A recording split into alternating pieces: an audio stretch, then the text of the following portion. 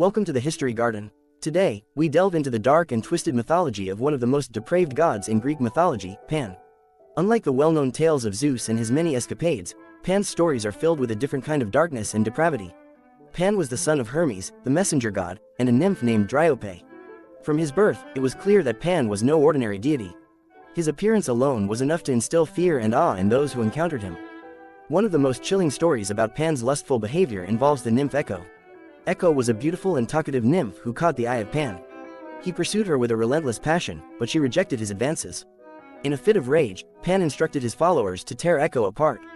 Her pieces were scattered across the earth, and her voice, now disembodied, could only repeat the last words spoken to her, thus becoming the Echo we know today. Another tragic story that highlights Pan's depravity is the tale of Syrinx. A beautiful wood nymph, Syrinx was devoted to the goddess Artemis and vowed to remain chaste, rejecting all suitors. Pan, however, was captivated by her beauty and determined to possess her. Syrinx fled from Pan, who pursued her tirelessly through the forests.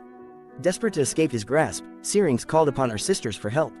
In a bid to save her, they transformed her into a cluster of reeds. When Pan reached the spot where Syrinx had disappeared, he heard a hauntingly beautiful sound as the wind passed through the reeds.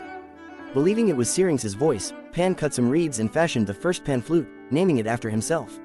This way, he could always keep a part of her close to him. This story underscores Pan's relentless nature and his twisted sense of possession. Pan's unrequited love and lust did not end with Syrinx. Another nymph who fell victim to Pan's advances was Pitys.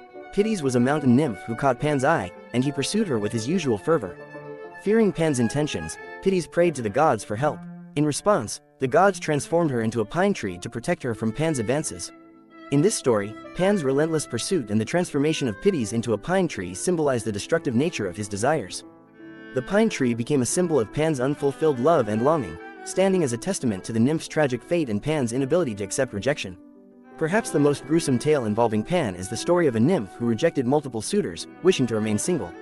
Enraged by her defiance, Pan commanded his followers to tear her into 1,000 pieces. This brutal act of violence highlights the extreme lengths Pan would go to assert his dominance and satisfy his twisted desires. Despite his dark and depraved nature, Pan held an important place in Greek culture and mythology. He was revered by shepherds and rural communities, who saw him as a protector of flocks and a bringer of fertility. Pan's connection to nature and the wilderness made him a vital figure in the pastoral life of ancient Greece. Pan was also associated with rustic music, often depicted playing his pan flute. His music was believed to have the power to inspire and enchant, reflecting the duality of his character. While he could be brutal and relentless, he also possessed a softer side, capable of creating beauty and harmony.